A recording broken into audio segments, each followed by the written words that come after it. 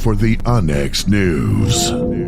Extraterrestrials, time anomalies, dimensions, remote viewing, UFOs, UAPs, and USOs, ghostly encounters, abductions, Bigfoot, and more.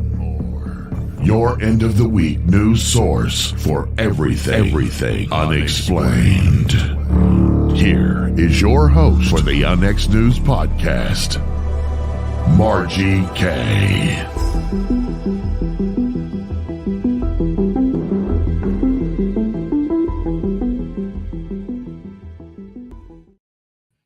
Good evening and welcome to Onyx News. I'm Margie K, and tonight I have a really good show for you. I've got two guests tonight, and what I'm doing is having as many guests as possible who are speakers at XCon this year, and they're going to give you a little bit of a taste of what they're going to be presenting tonight. So this is a continuation of that series, and in the coming weeks, you're going to hear from more speakers.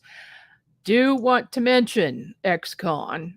So here we go. This is October 30th to November 1st in Springfield, Missouri. And yes, it is live in person. So you want to go to onyxnetwork.com to register. However, we have extended the BOGO 50% off tickets until the 30th of September at midnight. So if you would like to get one or two or four tickets, please do so. Use the promo code UNXSUB. That's UNX sub for that. And who do we have coming to XCon? Well, of course, our keynote speaker is Scott Wolter, and we have a lot of other great speakers coming on. Michelle Roos and Dan Terry are with me this evening, but there are a lot of other great speakers, and we've got, a ton of stuff going on for that conference. My first guest this evening is Michelle Roos. She's a psychic and trance medium. She does psychometry. She's an ordained minister and a demonologist and exorcist. She works in parapsychology and as a psychic advisor. She's the Riverside Iowa Paranormal Founder and owner of Thriller Events and founder of Daughters of Hecate. Welcome to the program, Michelle. Hi, I'm so glad you could join me. Oh my God. I am thrilled to be on here. The whole XCon is going to be so amazing. I just can't wait.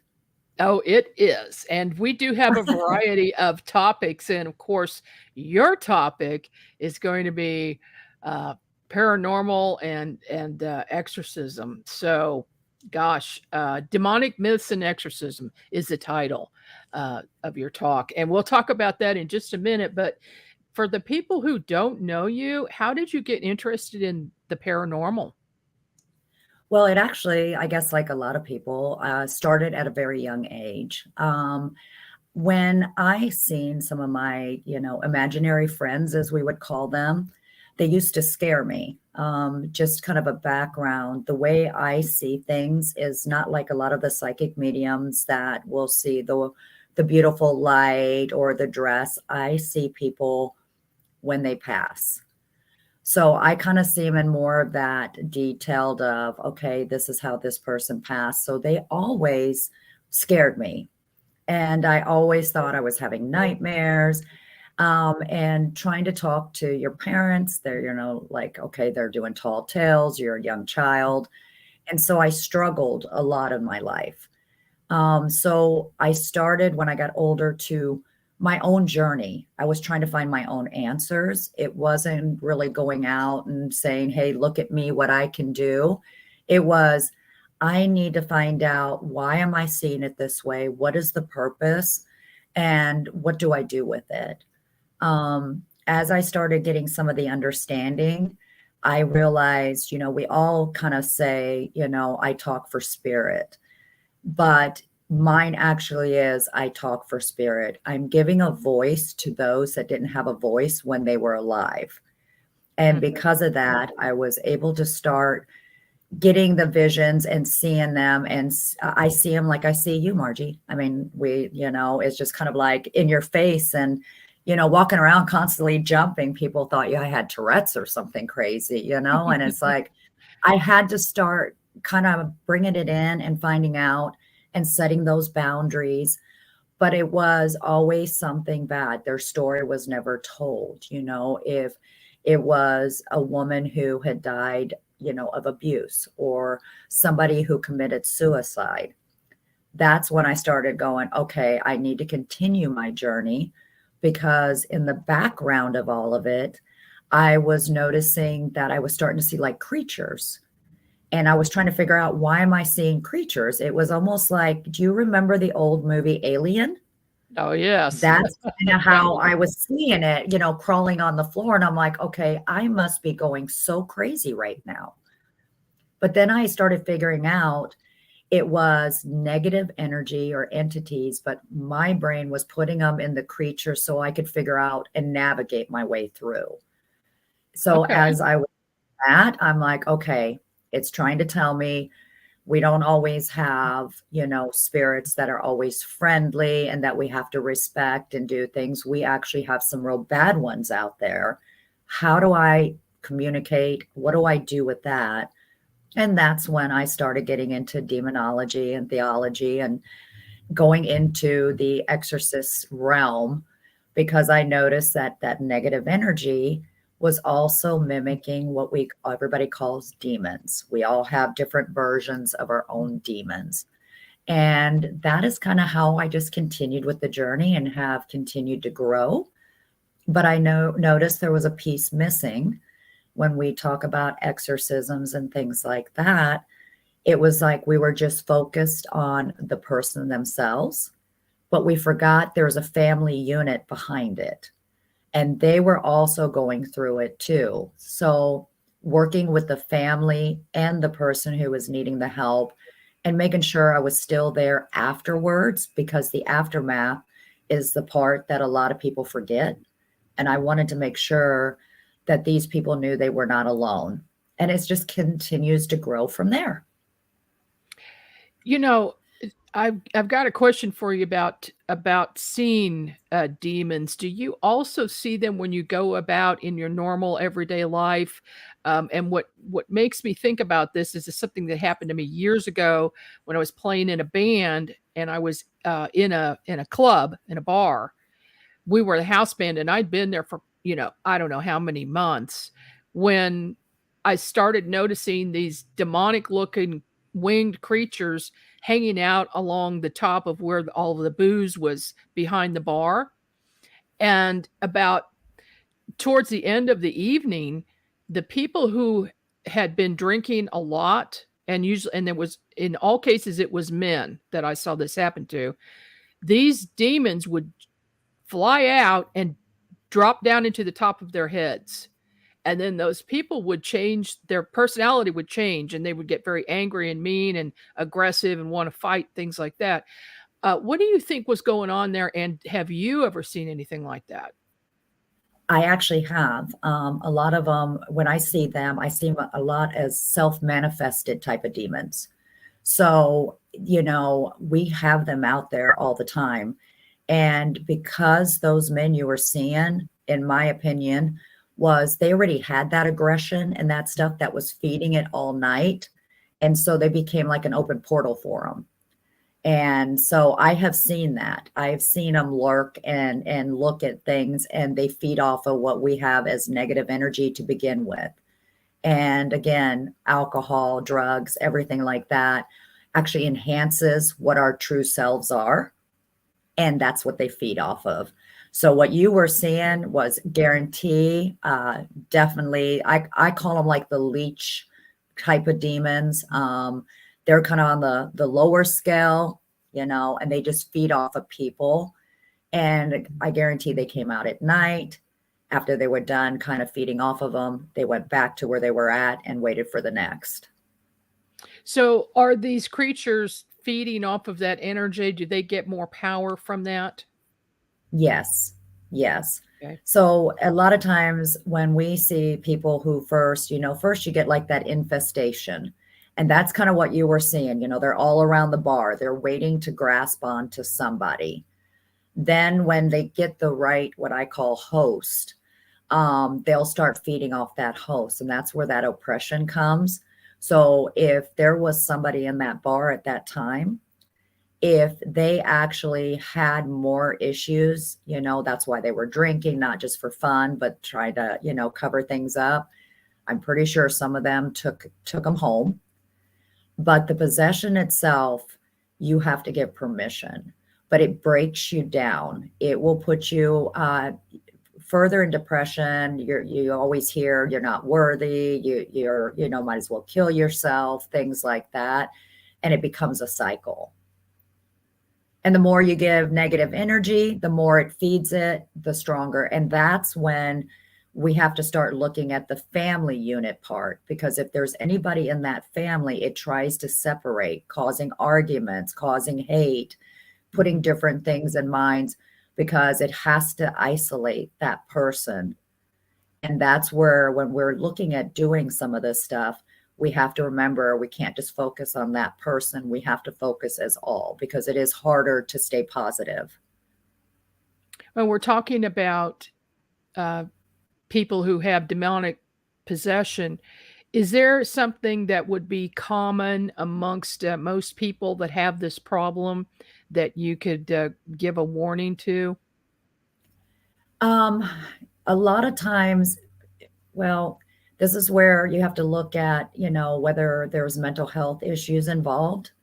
If there is a cycle of depression all the time, it feeds off of whatever you hold dearly. So, if it's something where you always feel like you're not good enough, it starts feeding with that.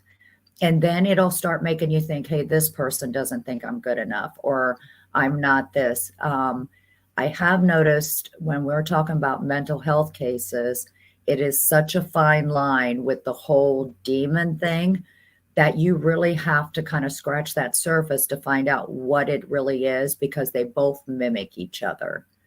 And we also ourselves can manifest our own demons. And we do that a lot, that, you always have something like you feel it's behind you. And you're always feeling like something's just kind of constantly hovering over you. Like if you just do something wrong, it's just going to grasp you. And the more you talk about, I have a demon or I have this, you're feeding into it, and you're creating a monster that can absorb you and just take everything from you.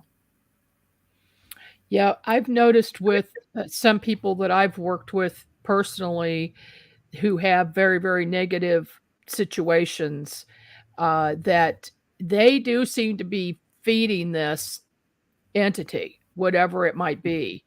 It's usually a case where there's a lot of anger, hostility, depression, and maybe drug use or alcohol use that just kind of makes all of that worse. And then, like you mentioned earlier, that people around that person seem to also be feeding the whole scenario and talking about it in the house. To me, is a bad thing. I always tell them not to discuss it and to ignore whatever the entity is. Do you think that's good advice? That is absolutely good advice. We happen to seem like everybody, we're a generation that's out here right now that if something small goes wrong, it has to be demons. And we got to understand, people will thrive and will run and can talk negative about anything. It could be about a shoelace. But as soon as we ask somebody to say something positive about it, people cannot do it. It's Right. like they're stuck in there. And so we're giving all this energy to what we call the demons out there. Not once can we look at someone and say, you know what, you're beautiful, or I love your personality. We have to stop and think, do we really want to say that? But if I said, oh my God, look at the way she looks, or I can't stand the way she acts around people, I will have hundreds of people behind me saying the same exact thing without even knowing it. And now I have just created this pot of negativity that is just going to burst into its own demons. Mm-hmm. Mm-hmm. Absolutely. Yeah. Tell us a little bit about Riverside Iowa Paranormal. What do you do? Well, we started this out again because of families in need. We have noticed that there's been still, everybody went to the TV thing.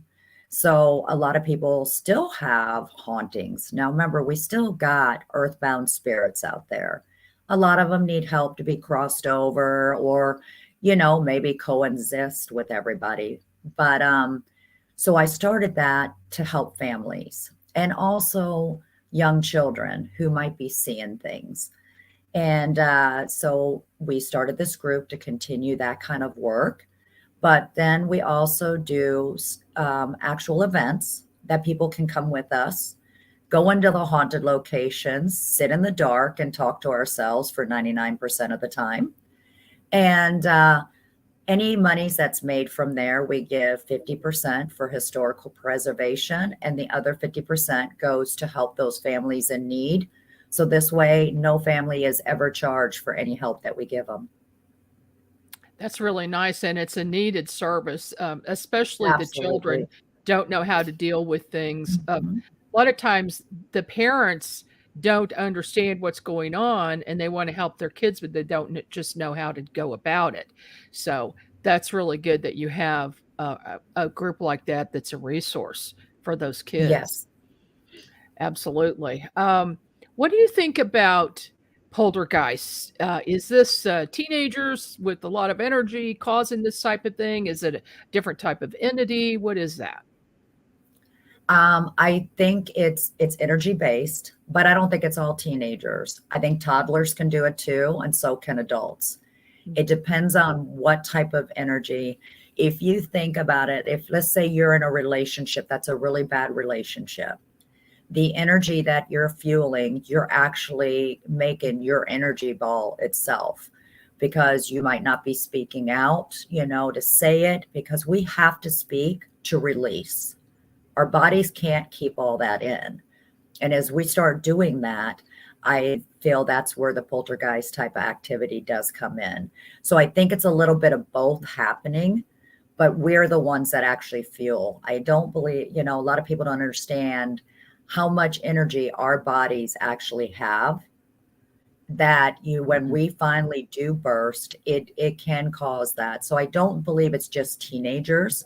I believe it's the situations that those can occur. What is the scariest encounter you've ever had? I almost got trapped by thinking I was helping a child, trying to cross over.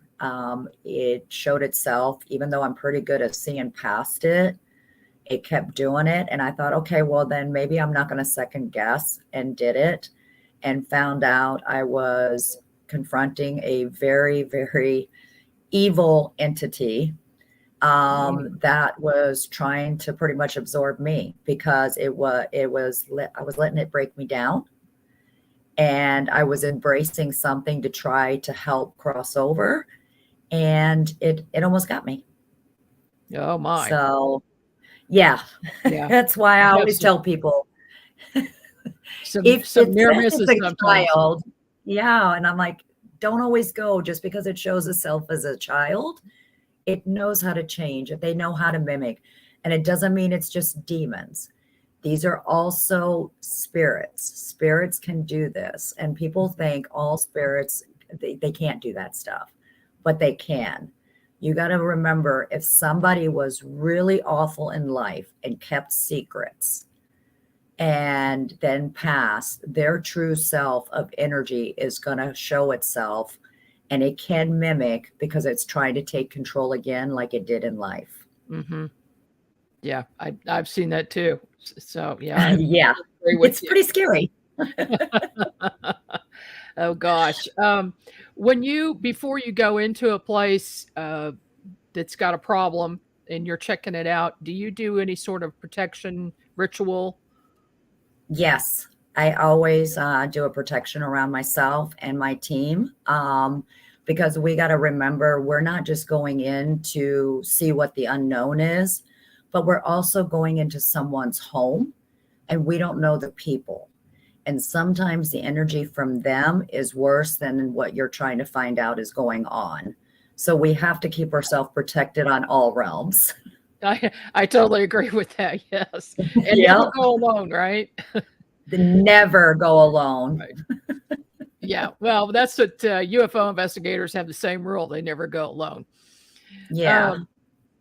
So let's talk a little bit. Can you tell us about what your talk is going to be about at XCon next month?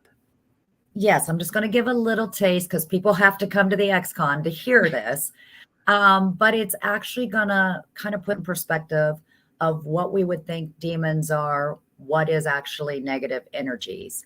And we're going to kind of put together, a couple of scenarios that actually happened where what is important is to do all the paperwork, use all your resources to make sure you're not just working with mental health, but you're also, if you're working with real demons.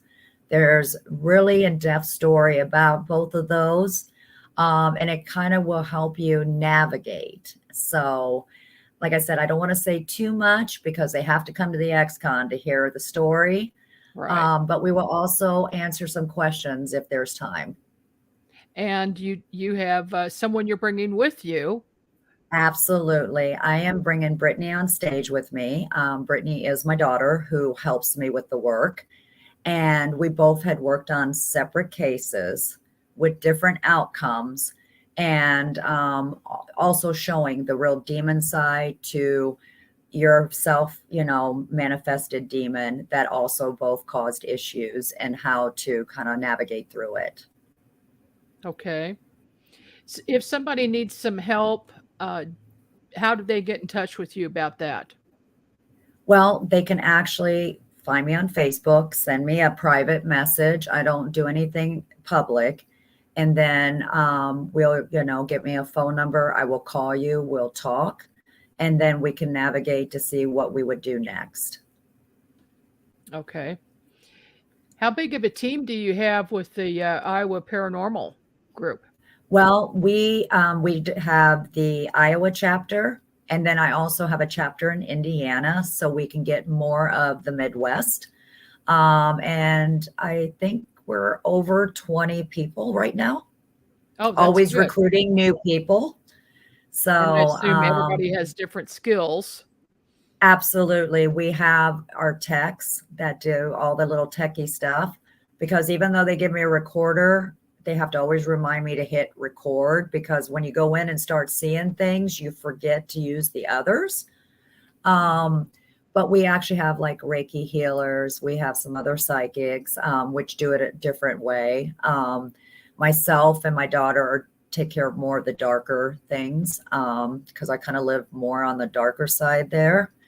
And, but yeah, we have intake coordinators, because we do a lot of paperwork.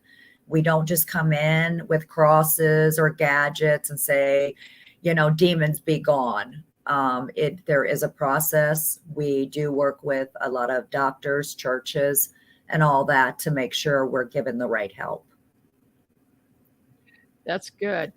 That sounds wonderful, and I can't wait to hear your talk at XCon. You spoke at our conference last year, actually, but we were just online. We did that on Zoom, and everybody wants to be in person now, and that's good that everybody's getting out and doing things now, and we're actually seeing a lot of more businesses open back up or new businesses coming. So I think we're kind of over that COVID scare now, and we're ready to get out. And I can't wait to see you and see your talk at XCon. Yes, I can't wait to see you and everybody else. And, if you guys are out there listening, you definitely come down to the XCon. I would love to meet everybody that we've got on Facebook, YouTube, anywhere. And I think we'll just have a fabulous time. Well, we sure will. Thank you so much, Michelle. And I'll see you soon. See you soon. Bye. All right.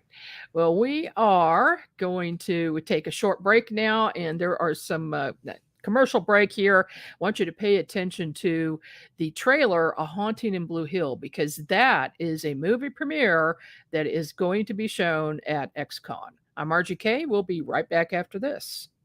Are you thinking about purchasing a wood-fired heating or cooking appliance but don't know where to start? The new book, Wood-Fired Heating and Cooking, will guide you through the process and make the decision much easier. Find out about wood stoves, wood-burning fireplace inserts, masonry heaters, cook stoves, brick ovens, and more.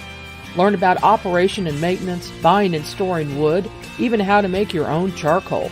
A bonus section includes delicious recipes for cooking in a wood-burning oven, grill, tandoori oven, or smoker. The wise homeowner, prepper, or homesteader will have the ability to heat their home with wood when the power goes out or to save money on increasing gas bills. Wood-Fired Heating and Cooking is available at Amazon. Visit www.woodfiredpub.com for more information. That's woodfiredpub.com.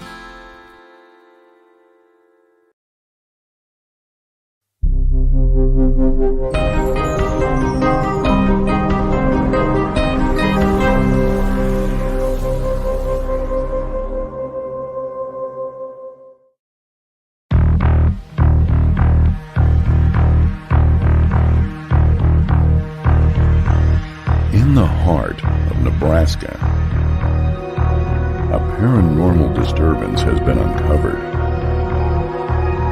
As this mystery unfolds, strange objects are discovered.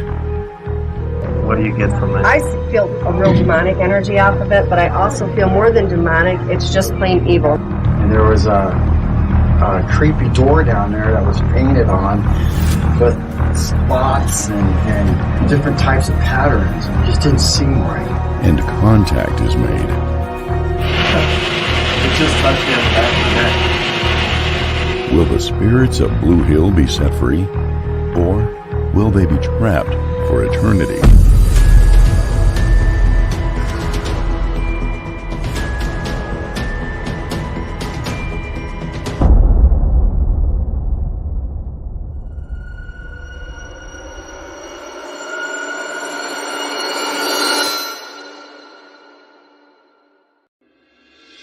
It's almost here, ladies and gentlemen. The UNX Network Year 2 anniversary at XCon 2023. XCon is being held this year from October the 30th to November 1st at the beautiful Oasis Hotel and Conference Center in Springfield, Missouri. Top speakers include host of America Unearthed, Scott Walter, plus Haley Ramsey, Sev Tak, UNX's very own Maureen Richmond and Dan Terry, Mindy Toutfest, Harriet McFeely, Forrest Crawford, and many more. And they're all coming to deliver new information on topics like UFOs, alien encounters, cryptids and ancient secrets, and real hauntings from the afterlife. Join us for the film premiere of A Haunting in Blue Hill. And don't miss the Mad Hatter Paranormal Halloween Bash, Banquet, and Costume Contest on All Hallows Eve, October 31st. So join us as we close out the 2023 conference season. Info and tickets are available now at unxnetwork.com. That's unxnetwork.com, and we'll see you there.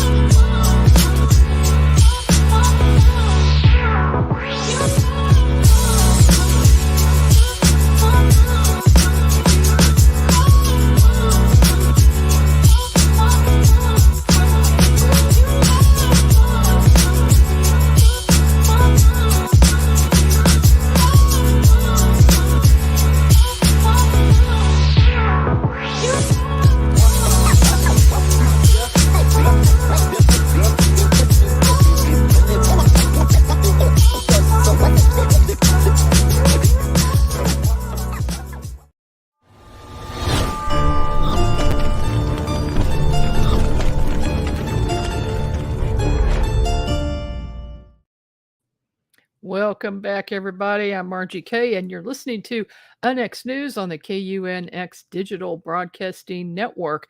My second guest this evening, you know him, Dan Terry. He's the host of Most Haunted. He's a Missouri native, a Coast Guard veteran, and a survivor of 34 years of police work. Dan started ghost hunting before it was popular, starting in 1979, and inspired by the television exploits of Kolchak, the Night Stalker. Dan has been one of the first investigators in several places, including the haunted John Bush Brewery, the Fox Theater in St. Louis, Missouri, the Gasconade County Courthouse in Herman, and the Herman Police Station and City Hall, in addition to many other places. And since 2006, he's written for local newspapers, Haunted Times Magazine, and is currently a staff writer for UNX Magazine. Welcome to the program, Dan. You are on mute. We need to get you unmuted there, probably on your end. I said that pretty much covers our time by the time you're describing me. Okay, well, we'll see you next time, Dan. All right, thanks for coming on the show. Oh, gosh, how have you been, buddy? Oh, doing good. I loved listening to Michelle. I got to say, she had the best description of the stages of demonic possession I've heard since Father Malachi Martin. She was dead on with that stuff. She was good. Yep, she does know her stuff. Absolutely. Yes. And I must say, black is definitely your color. Oh, and, well, hey, you like the shirt? Hey. Yeah. Got that for Christmas. It was really nice. So yeah. And I like your background. So that's very appropriate. Dan, I know, of course, you have the show on the network, but everybody listening tonight might not know about you. How did you get involved in the paranormal? Well, I was raised by a father who was a storyteller. Dad would tell stories that his family told him about spirits and ghosts and things coming through the window and out. And that really got me started. When I was a little kid, there was something going on outside the house. It sounded like someone walking up the steps, the doorknob would jiggle, and then it would come back. Our house didn't have air conditioning at the time. So I would be sleeping in the living room because it had a better cross breeze. And we would hear that noise every night. And I'd get up and look, and never anything out there. And then when I got a little older, I saw Kolchak, the Night Stalker. And when he did it, it was research. If you guys have watched the show, it's always going to the experts, going to the old newspaper articles. He did it right. And I've modeled myself after that ever since, doing the research. Well, you certainly do the research, and you do a lot of traveling as well. How many states have you been to do investigations? I could not even begin to say. I've been from out here in North Carolina years ago, the old battleship North Carolina in Wilmington, all the way out west to Tombstone, Arizona. I did some investigating out there in an old mortuary, and up to Ohio State Reformatory, and all the way down into Florida, into the Panhandle. So I really stayed in that big section of the Midwest and West until I moved to North Carolina. Okay. What is the most haunted place you've ever investigated? Well, here's the thing about that. I have found that the more I go into a place and the ghosts know me and they get to understanding I'm not there to hurt them, throw them out, cause them any trouble, I'm just there investigating, they get more active. And the John Bush Brewery in Washington, Missouri, and the Fox Theater in St. Louis, both of them, the spirits really enjoyed interacting. So I don't know if it was more haunted or just more active, but that's where I've had the most adventures. Tell us a little bit about the Fox Theater, because we've got some clips here that you sent me. Oh, okay. We've got to tell you this story real quick. So I get called in by St. Louis Paranormal Research Society. Dr. Mark Farley, great guy, says, Dan, we are investigating the Fox Theater. Would you like to help? Well, yeah, of course. I get there. There's a really wonderful lady there and some other people. There's a guy, I call him a kid. He's probably 39, 40, but to me, he's a kid. Skinny, jeans. I'm thinking he's the head usher. She's telling us all about the ghosts in the Fox Theater. The one in the projection booth throws things. The ones on the stage. The ones in the dressing room. Oh, and there's one down here in the Fox Club, but we don't go down there. That's the mean one. Okay, I've got to go down to the Fox Club. Who's with me? This kid says, hey, I'm with you. So great, let's go. Let's do it. We go down. I never got to leave that room on that investigation. Every time I tried to leave, the ghosts would stop. Make a lot of noise, make the machines all go off. He said, wait, at one time. Did his best to keep me in there. Turns out this guy I was calling the kid was the head of the theater. They asked him if they could do ghost tours. He said, I don't believe in ghosts. You have to prove it to me. And he was with me, and we did ghost tours through there right up until COVID. Oh, my goodness. It sounded like that ghost did not want you to leave because do you think he thought he found an ear that would listen? That is exactly what it was, because I was the assistant chief of police at the time. Everywhere I went, I had a badge on and a gun. And he wanted to confess. He killed a child. Oh. Would not leave. There used to be a church there before the Fox Theater. Pardon me. There's a lot of kids, spirits in there. He killed one of them, and he wanted to confess and would not leave until, well, he still ain't left, but he would not let me leave until he had told his story. Wow. Wow. That's a little crazy. Okay. Let me show this clip here and you can explain it. Today? Sam, are the kids here today with us? Wow. K2 just went insane. Can we talk to the kids today? Okay. He didn't want us, we couldn't last time. Sam, can we talk to the kids today? You're about to get your first no. So Sam is the ghost I was telling you about. Mm-hmm. And he claimed he was keeping the kids there. There was another spirit protecting the children from him. Her name was Elizabeth. That young lady was Morgan. She worked there, Dusant, whatever they call, someone who does a little of everything there. She had never ghost hunted before, never watched the shows. But the ghosts loved her. And they would react to her every time. And that's what was going on. When she asked a question, the K2s go off, the other meters go off, the rods cross, everything was happening. And she, in that picture, could not see the K2 was going off because I had it turned away towards the camera. Uh-huh. So that's one of the best forms of evidence. When she asked a question, the rods answered and the meter answered. When you do paranormal investigations with a group, do you find that the ghosts do respond to maybe one person out of the group more than others? Oh, absolutely. I think they recognize people. She'd been working there for a couple of years. They liked her. They recognize authority. I found that out over the years. So yeah, they somehow know a person even before we go in and know if they want to communicate or not. Mm-hmm. Yeah, that's another thing I was going to ask you.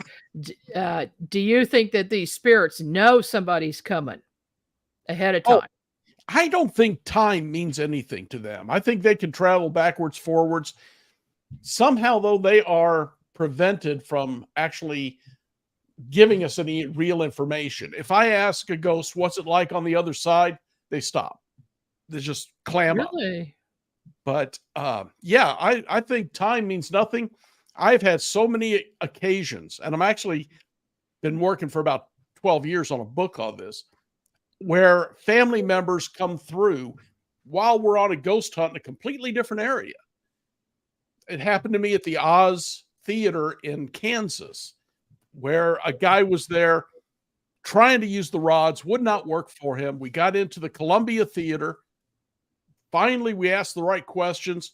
He asked if he could take the rods over. He was calling me a fraud before this. I gave him the rods. This big tattooed biker looking guy was in a fetal position on the floor, crying when he realized he was talking to his friend who had suicided, and the friend said he was with this guy's father. Wow. And that has happened to me over and over and over. Family members of people on the tour start coming through. They recognize the answers, and can I talk to them? Sure, go right ahead. Bam, they're talking to family. That kind of makes sense that family members might do that because they've got an opportunity where the person is open to receiving, some contact in some manner, and you've got all the tools and equipment there, and no doubt psychics on site too. So, and that's why I really think they can see the future, the past. Time doesn't mean anything to them, but they will not give us answers about it. Interesting. Okay, we've got another clip here I'm going to play. Communicate, maybe that they're stuck. That's the only thing I can think. Or the fact that we're not scared.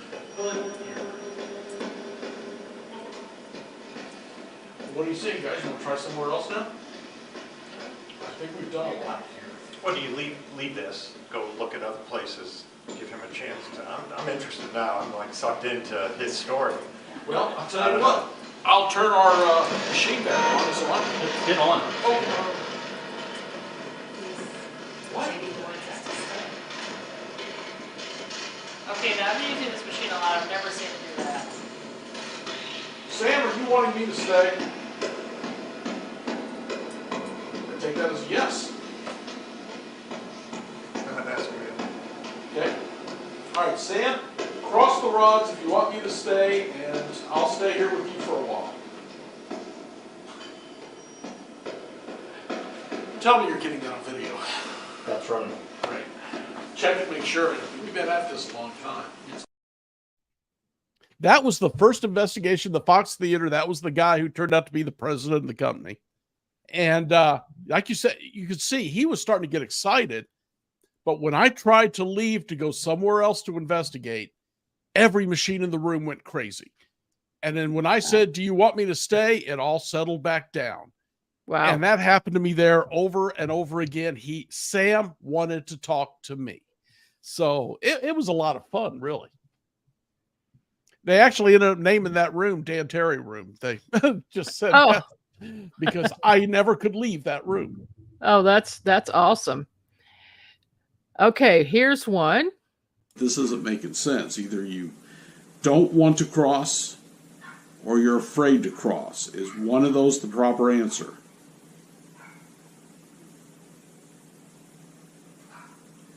Okay. Experienced this before. Let's try. Jim, was you Catholic? Wow. Yeah. Pretty cool. Pretty cool. Young couple contacted me. He was actually an officer in a department, and they had a newborn baby that was getting scratched, and they were seeing shadow people. Very scared. I went straight over there alone. I know it's against a lot of people's rules, but this was an emergency. After a while, I figured out this little baby had fingernails that were very long, and as it moved around, it was scratching itself. The shadow people were different. So I found out, pardon me, in February of that year, before these folks had moved in, the previous tenant suicided. The door of the closet, he opened it up, still had the bullet hole. They painted over it, didn't even replace the door. When I talked to the spirit, he was afraid to cross over. And then I realized the old Catholic Church, suicide was unforgivable. So I said, Jim, was you Catholic? Every meter went off. That's what it is. He was afraid to cross over. So I talked to him about it's a mental illness now. The church no longer sees it that way. I hope he got crossed over. I don't know. These folks moved out about 6 months later. Okay. Pardon me, got a little allergies. Oh, goodness. Yeah, my allergies are starting up too for the season. That's always fun. All right, we've got Chesterfield 12 here is the clip. Okay. This is the man. I don't know if it's her grandfather or not, but... Oh. I'd say that's a grandfather. Hello, Grandpa. Hello, Grandpa. I'm addressing the other spirit in the room. Are you willing to talk to us? Cross the rods for yes, move them apart for no.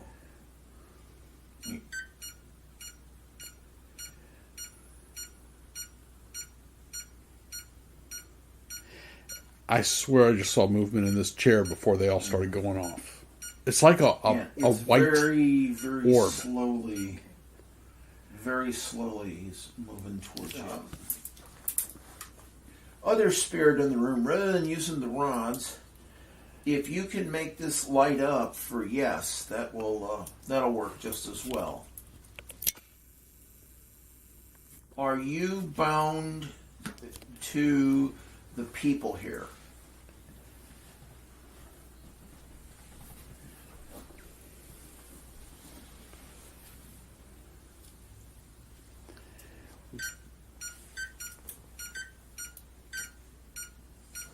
All three. I'd say that was pretty That's a confirmed yes. pretty much yes. Thank you, saying. So I got called into this house. What had happened? Young lady, she had lived with another woman. They both had kids. We went to their house because they were having issues. And it was also a former resident, but he was easy to convince to stop. She got a new boyfriend. And about 2 years later, she calls me up, needs help.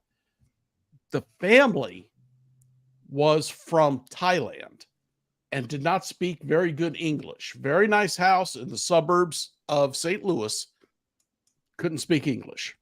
Mm-hmm. He had to be there to translate for me. Got into the house.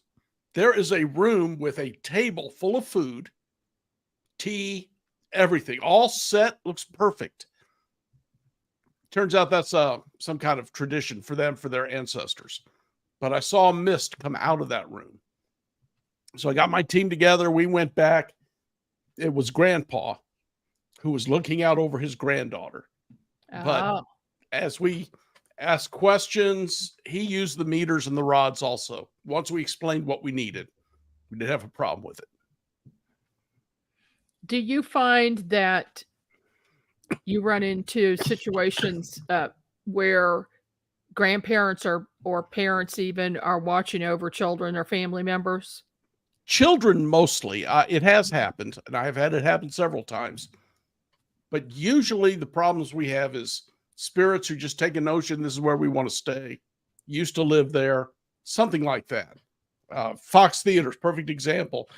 It's full of kids who died back in the late early 1900s. The church was their happy place. So they're there playing with the kids, and I hate to make them leave. Right. They're having a good time. Now, theaters in general, I'd say almost everyone I've ever been to has been haunted by at least one ghost. I've been in situations in Kansas City theaters that are old buildings, and there's a ghost sitting all of a sudden wearing old-fashioned clothing and a hat, and you're thinking, gosh, that person is dressed kind of strange for today, and then they dissolve and they're gone. So do you think that how many theaters have you investigated, and were they all haunted? Every one of them, yes. And I probably 8 or 10, not a lot, but quite a few. The new book I've got coming out in October 1st, I got some amazing pictures from that, which I'll be showing there at the conference, of a woman standing in the background in what looks like a mink stole, but she's a ghost. Ghost sitting in the seats. It started out as a movie theater, and then they put in a stage. It became both stage and movie theater. Been there for almost 100 years. Again, excuse me. It's It's crazy what you get in theaters. Oh yeah. I have not found one that isn't haunted yet. Yeah, and usually the backstage is haunted too by the players, you know. Yeah, the actors are the most. Yeah. I had one where the box, I was using a Frank's box, kept saying names. And this woman's getting this shocked look on her face, leaves, comes back, says, come here, come here. There was a reproduction of a newspaper article from the 50s. Every name they named was in the cast. Oh my. Wow. That's awesome. Okay, we've got one more clip here. I'm going to play that and you can tell us about it. Okay. Okay, try again to kick the ball for us. Dad, girls, all of you, make it a family project. Move that ball. That's it. That's it. Keep going. Keep it up. Spinning all the way around in circles. Keep going. That's, oh, look at that. Look at that. Oh, wow. They are trying so hard. Keep going. All red. Oh my God. Keep going. This is weird. Family effort. Come on, you can do it. You can Family do it. effort. Come on. Push the ball.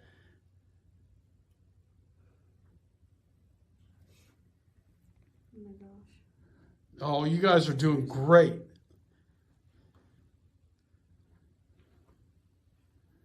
Okay. All right. Stop and rest for a minute. You can stop and rest for a bit if you need to. Stopped. Just like that. Whoa, you got some orbs in that one, Dan. Yes, we did. And I think orbs are more than just dust. Not always, mostly dust, but there is something to them. Kathy Ramirez out of Kansas runs ghost tours of Kansas. She called me. She was doing what's it called? The world's largest ghost hunt. Are you familiar with that? Oh, yes, absolutely. Okay. She couldn't make it, had another situation. She wanted me to come take her place and help this hotel in Holton, Kansas, Hotel Josephine. And I showed up, investigated the place the night before alone, and I found out, wow, this place is crazy haunted. So that was actually part of the show. And down in the basement are children that are attached to a doll. There's a parent or parent figure watching over them there. And we was trying to make them move that balloon or ball. And when I said 1, 2, 3, go, all the meters went, like they were really trying to do what we asked. Mm-hmm. And that happened all over the hotel. And also at the conference coming up, the XCon, I'm looking forward to it. I will have some video there of 2K2 meters that go off in the room where there was 2 female deaths in separate decades. One was probably a suicide, one was a murder. Oh, wow. And so you're talking XCon is most haunted sites in Missouri. How many sites are you going to be talking about there? Oh, there's going to be just little clips from a bunch of them. Now you take the Fox Theater, I could talk 3 hours and never repeat a clip on that one. That place was so active. Same thing with the Gasconade County Courthouse. So there's going to be a bunch of little ones, including that hotel in Holton, Kansas, Hotel Josephine. Oh, good. Because so much happened in the Midwest. I know people don't think of the Midwest as being haunted, like you said, but wow, there's a lot of stuff. There definitely is. I think every place I've ever been has been haunted, no matter where it is. And in one the of my UK, Canada, wherever. One of my early books, it opened up with ghosts are everywhere. And you know, when I started this, and I'm sure you too, okay, White House is probably haunted, Amityville maybe, places in California, sure. You never dreamed it was everywhere. But I think they're around us all the time. I do too. I'd agree 100%. So what's the name of your new book again? The new book is called Of Wine and Spirits. And it's about Herman, Missouri. I've wrote one about that. It was called Herman Shadows. But you got to remember, Herman's a German community. They would not talk about ghosts. They will not talk about their problems. When I got one place to let me investigate, the whole town opened up. First book come out, even more so. So it's a secondary book, a sequel about different places in that area. But it's, Awesome. the haunts were incredible. Well, I love the title, and and we'll talk about that more after you get that published coming up, and we'll see you at XCon, and looking forward to hearing your talk. Thank you so much, Dan. Thank you, and I'm looking forward to being there. You take care now. You too. All right, Dan Terry, everyone. He's the host of Most Haunted right here on the UNX Network. This is Margie K, and we'll see you again next week. Bye for now.